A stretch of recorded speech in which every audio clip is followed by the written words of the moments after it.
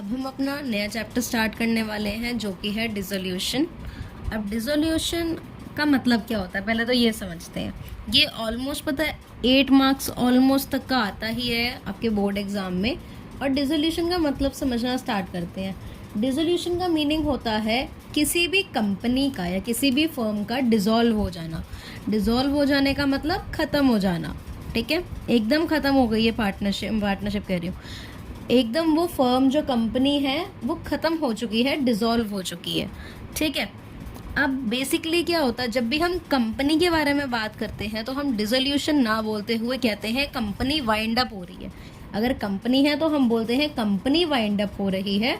But अगर आपकी कोई फर्म है तो हम उसको बोलते हैं डिसॉल्व हो रही है, मतलब या फिर उसको हम नाम देते हैं डिसोल्यूशन का, ठीक है। ओनली बिकॉज जब फर्म हम यूज़ कर रहे हैं तो डिसोल्यूशन बोलेंगे और जब कंपनी यूज़ कर रहे हैं तो हम वाइंडिंग अप बोलेंगे, ठीक है। अब ये चीज़ हुई। इसके बाद हमने क्या देखना है, दो वर्ड्स आते हैं हरलीन। एक होता है dissolution of partnership, dissolution of partnership firm. एक क्या होता है डिसोल्यूशन ऑफ पार्टनरशिप और दूसरा होता है डिसोल्यूशन ऑफ पार्टनरशिप फर्म। अब क्या होता है जब भी हम क्या करते हैं, देख जैसे रिटायरमेंट चैप्टर था उसमें दो पहले ए और बी पार्टनर्स थे, ए बी और सी पार्टनर्स थे, ठीक है। फिर अब कौन लेफ्ट हो गया था, बी लेफ्ट हो गया, बी रिटायर हो गया।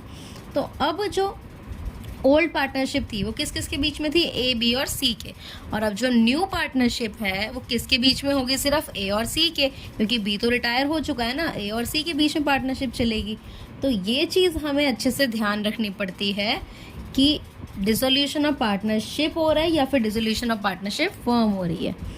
अब इस केस में जब कोई बंदा रिटायर होता है और बचे हुए पार्टनर्स उसको कंटिन्यू करते हैं बिजनेस को, उसे हम डिसोल्यूशन ऑफ पार्टनरशिप कहते हैं, क्योंकि वो जो 3 की पार्टनरशिप थी वो डिसॉल्व हो चुकी है, अब 2 की पार्टनरशिप बन चुकी है। तो वो क्या हुआ, डिसोल्यूशन ऑफ पार्टनरशिप। और डिसोल्यूशन ऑफ पार्टनरशिप फर्म क्या होता है, जब फर्म डिसॉल्व हो जाती है, मतलब फर्म ही खत्म, कोई पार्टनर चेंज नहीं हो रहे, कोई पार्टनर एडमिट नहीं हो रहा, कोई पार्टनर रिटायर नहीं हो रहा, फर्म ही बंद कर रहे हैं, चेंज नहीं कर रहे कोई भी पार्टनरशिप में, उस पार्टनरशिप को डिसॉल्व नहीं कर रहे, पूरी फर्म को ही बंद कर रहे हैं, उसे हम कहते हैं डिसोल्यूशन ऑफ पार्टनरशिप फर्म। अब यहाँ पे एक चीज़ देखते हैं, ये देख इसमें क्या है, इसकी यहाँ पे लिखी हुई है हमारे पास एक define, it means closure of partnership firm. Dissolution का मतलब क्या होता है, पार्टनरशिप फर्म का closure, and the firm is dissolve, firm जो है वो क्या हो गई है, डिसॉल्व हो गई है, खत्म हो गई है। According to the section 39 of Indian partnership act 1932, according to the section 39 of Indian Partnership Act 1932, dissolution of firm means dissolution of partnership among all the partners in the firm. जो dissolution of firm है इसका मतलब होता है dissolution of partnership. अगर कोई बोले कि dissolution हो रहा है फर्म का तो इसका मतलब होता है dissolution हो रहा है किसका, पार्टनरशिप का, सारे पार्टनर्स के बीच में एक फर्म में। ये बहुत ही कॉम्प्लिकेटेड से सिनेरियो लगेगा तुझे, ये मैं क्या बोल रही हूँ क्या नहीं बोल रही, बस इतना ध्यान रखना है। डिसोल्यूशन ऑफ फर्म का मतलब क्या होता है, उस पार्टनरशिप का, जो भी उस फर्म में पार्टनरशिप है वो पूरी ही बंद हो चुकी है अलोंग विद द फर्म, ठीक है। फर्म के साथ साथ पूरी पार्टनरशिप भी ठप हो चुकी है, ये मतलब होता है बस। अब इसमें हम बेसिकली देखते हैं हमारे कंटेंट्स क्या है जो हम पढ़ने वाले हैं। इसमें कंटेंट्स है realisation account, partners capital account, bank account, journal entries और देन पार्टनर्स लोन अकाउंट। बस ये रियलाइजेशन अकाउंट तूने पहली बार सुना होगा, तूने कहा, तू सोच रही होगी मैंने तो रीवैल्यूएशन अकाउंट पढ़ा है, ये रियलाइजेशन अकाउंट क्या आ गया, तो वो मैं भी बताती हूँ तुझे।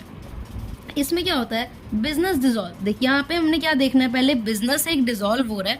अब एक चीज़ बता, जब भी कोई बिजनेस बंद हो रहा होगा उसमें क्या क्या चीज़ें होती हैं, बेसिकली उस बिजनेस में हो क्या सकता है, दो चीज़ें हो सकती हैं बस, एक तो एसेट होगी या फिर लायबिलिटीज़ होंगी, या कुछ उसके एसेट्स होंगे या फिर लायबिलिटीज़ होंगी।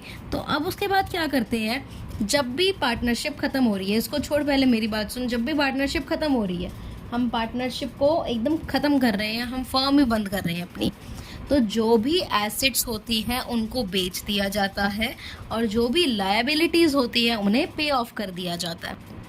जो भी एसेट्स होंगे उन्हें क्या कर देंगे, बेच देंगे, और जो भी लायबिलिटीज़ होंगी उन्हें क्या करेंगे, उन्हें हम पे ऑफ कर देंगे, ठीक है, सिंपल। अब क्या करना है, अब क्या होएगा, यहाँ पे मैंने वही लिखा हुआ है, सेल ऑफ एसेट्स, एसेट्स की सेल कर देंगे और लायबिलिटीज़ की पेमेंट कर देंगे।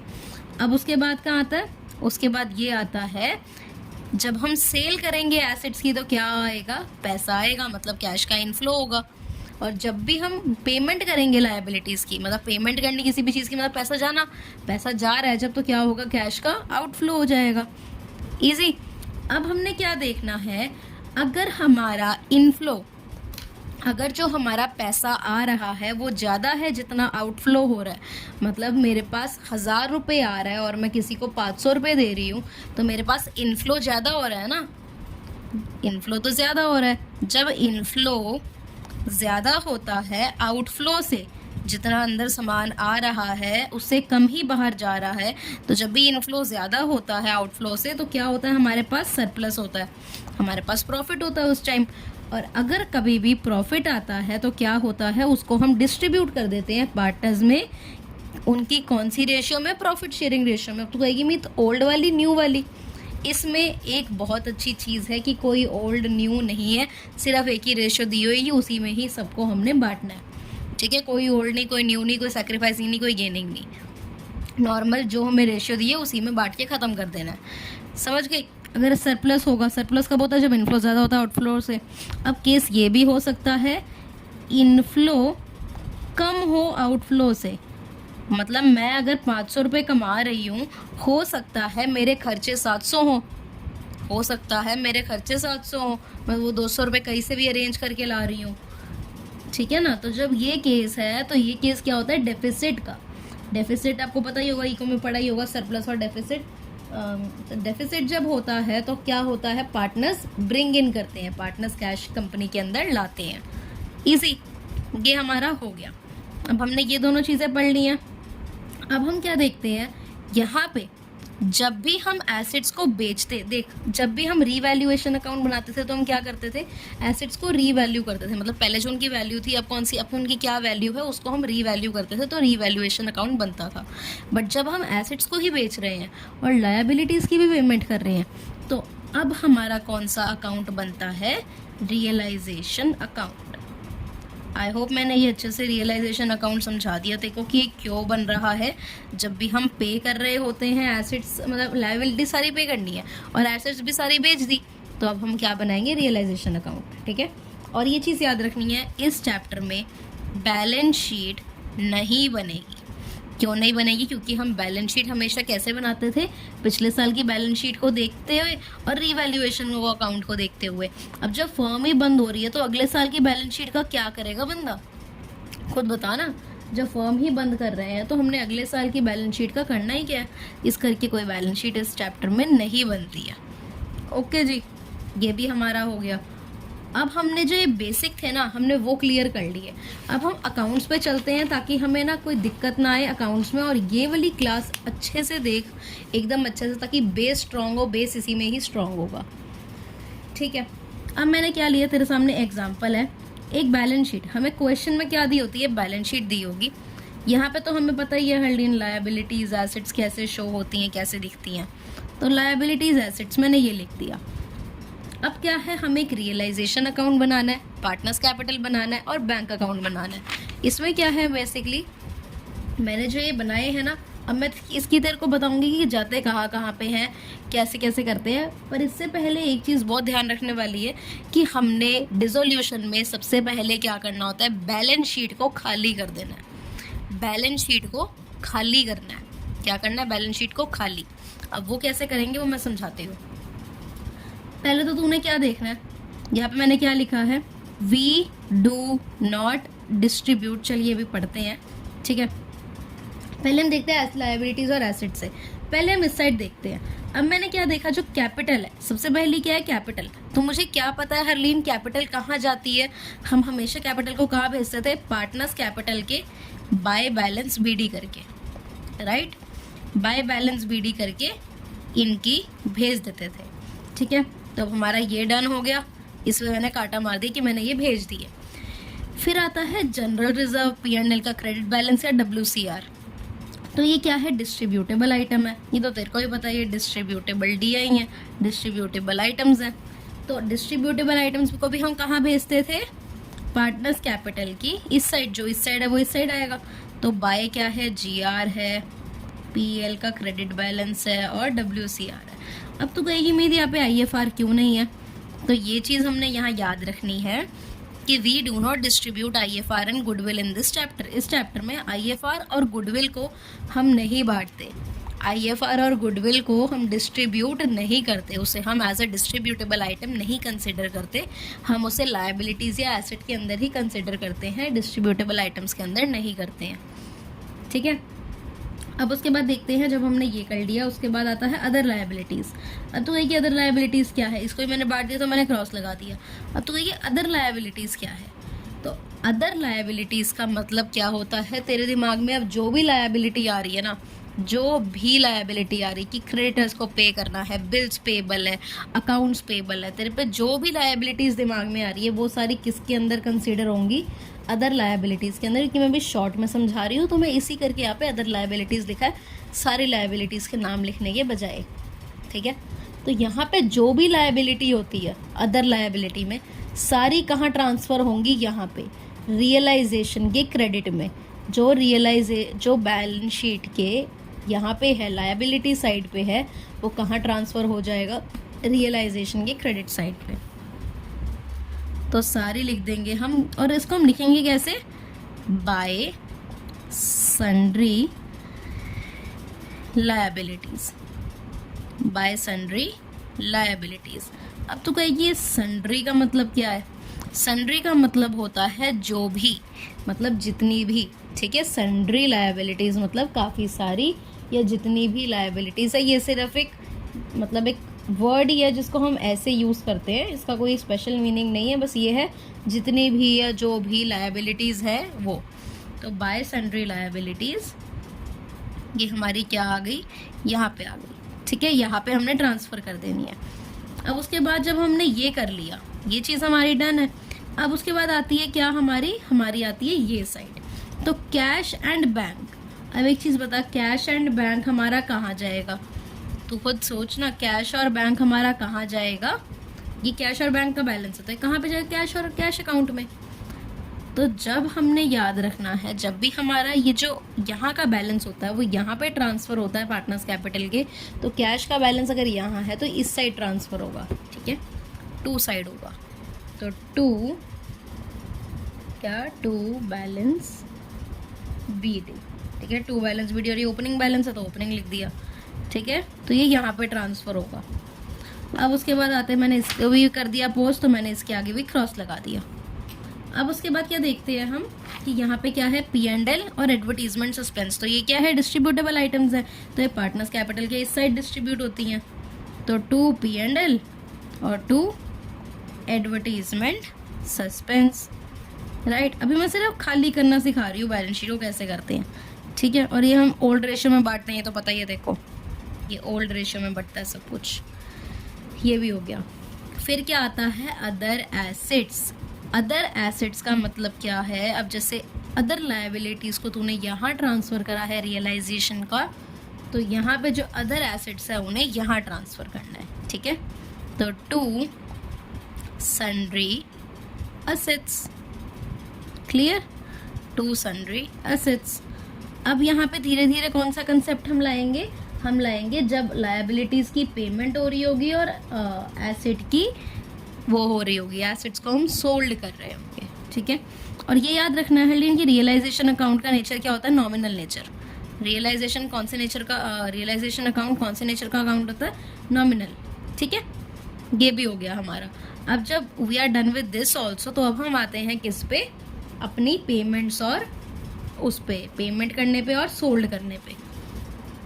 याद क्या रखनी है अब चीज़, ये वाली जो बताने लगी हो, जो सन्ड्री एसेट्स होती है वो तो तूने यहाँ लिख दी, पर जो सन्ड्री एसेट्स से तेरे को बेच के पैसा आएगा वो किस साइड रिकॉर्ड होता है, ऑपोजिट साइड। वो किस साइड होता है, ऑपोजिट साइड। सन्ड्री एसेट्स को बेच के जो पैसा आएगा वो यहाँ पे रिकॉर्ड होगा, और सन्ड्री लायबिलिटीज़ को जब आप पे करोगे तो वो आप इस साइड लिख के दिखाओगे। ठीक है, ऑपोजिट साइड, बस क्रिस क्रॉस याद रखना है।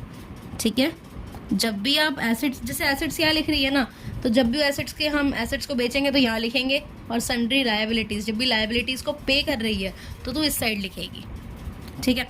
अब हो सकता है तो उनको कैश से पे कर रही हो सकता है तो बैंक से पे कर रही हो, या हो सकता है तो ये भी तो एक सर्कमस्टांस हो सकता है ना कि कोई पार्टनर बोल दे कि कोई नहीं मैं पे कर दूंगा इसको, हो सकता है ना, फेयर चांस है।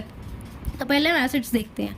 तो क्या होता है, जब भी एसेट्स आप बेच रहे हो सकता है आप कैश में बेचो, हो सकता है आप उनसे बोलो बैंक में ट्रांसफ़र कर दो, हो सकता है कोई पार्टनर ही सामान ले जाए, ठीक है, पार्टनर ही सामान ले जाए। बट ऐसा नहीं होगा कि हाँ पार्टनर लेके जा रहा है तो फ्री में लेके चला जाए, ऐसा नहीं होगा। जो उसके कैपिटल में से पैसा होता है ना वो कट जाएगा, जब वो लेके जाएगा अगर कोई एसेट तो कैपिटल में से उसका पैसा हम काट लेंगे। तो जब भी आप एसेट्स को बेचोगे तो एसेट्स के 3 तरीके हैं बेचने के। एक हो सकता है बाय बैंक, यहाँ पे 3 नाम ही आ सकते हैं बस। जब भी एसेट्स को सोल्ड करेगी ना तो 3 नाम आएंगे बस, 3 कह रही 2 नाम आएंगे बस। या तो बाय बैंक आएगा या आएगा बाय आपका पार्टनर्स कैपिटल अकाउंट। अगर पार्टनर लेकर जा रहा है एसेट तो हम पार्टनर्स कैपिटल लिखते हैं, और अगर तू जो सोल्ड कर रही है उसको कैश में ले रही है, वो पैसा कैश में ले रही है उनसे किसी भी बंदे से, तो बैंक आएगा। यहाँ पे सिर्फ 2 चीज़ें ही आएंगी, 2 नाम ही आएंगे, याद रखना है। अभी क्वेश्चंस करेंगे तो सब समझ आता रहेगा, ठीक है। तो सोल्ड लिख दिया, जब मैं सोल्ड ही कर रही हूँ ना अब तो सोल्ड, और यहाँ पे या फिर हम कह सकते हैं टेकन ओवर। पार्टनर कहे कि ये मेरे को चाहिए, ये जो एसेट है कंपनी ये मेरे को चाहिए, मेरे से पैसे ले लो, ठीक है। 2 केस हो सकते हैं तो हमने यहाँ पे लिख दिए। और फिर क्या आता है, bye sundry liabilities. Bye sundry liabilities का मतलब क्या होता है, यहाँ पे आप पे कर रहे हो तो 2 केस हो सकते हैं, या तो आप उसको कैश या मतलब चेक बैंक से पे कर रहे हो, या फिर एक पार्टनर कह रहा है कि कोई नहीं मैं पे कर दूंगा।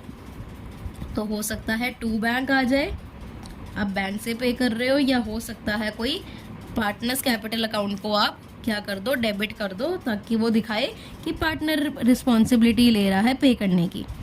तो टू बैंक पेड, या तो आप बैंक से पे कर रहे हो या फिर रिस्पॉन्सिबल, पार्टनर रिस्पॉन्सिबल हो रहा है, राइट।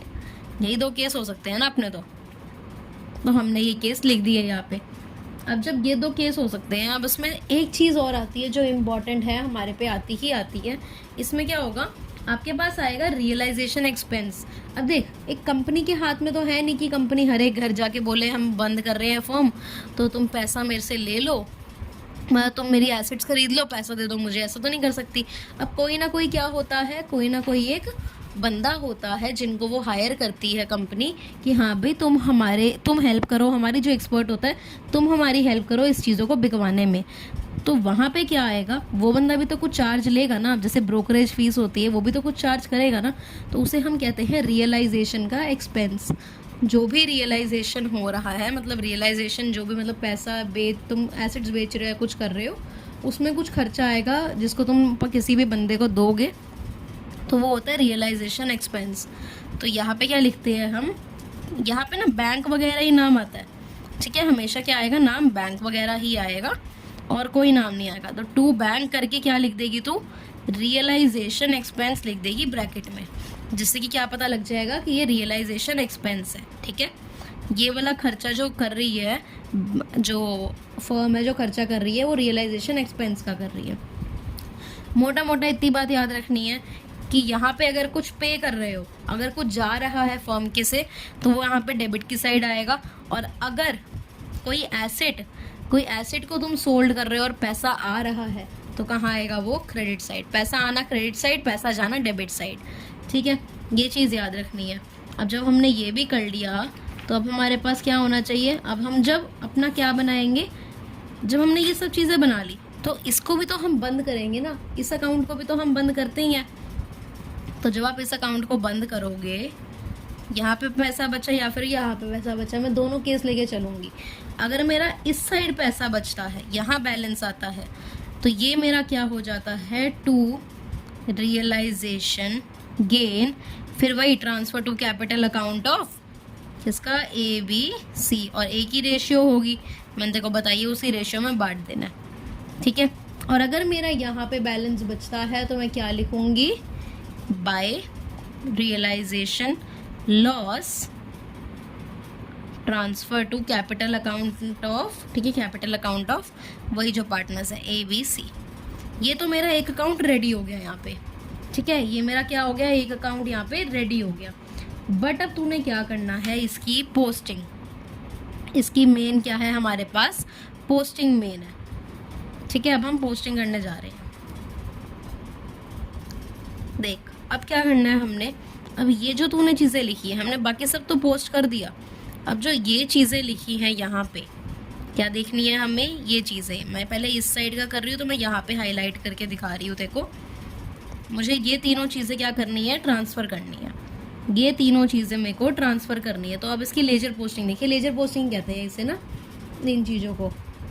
ओके अब हमने क्या करना है, यहाँ पे देख टू बैंक लिखा है, टू बैंक मतलब जब आप पे कर रहे हो, इस साइड में क्या मैंने बताया था, जब भी पैसा जाएगा पे करोगे, तो टू बैंक मतलब रियलाइजेशन में टू बैंक लिखा है, तो बैंक में क्या लिख दोगे, बाय रियलाइजेशन।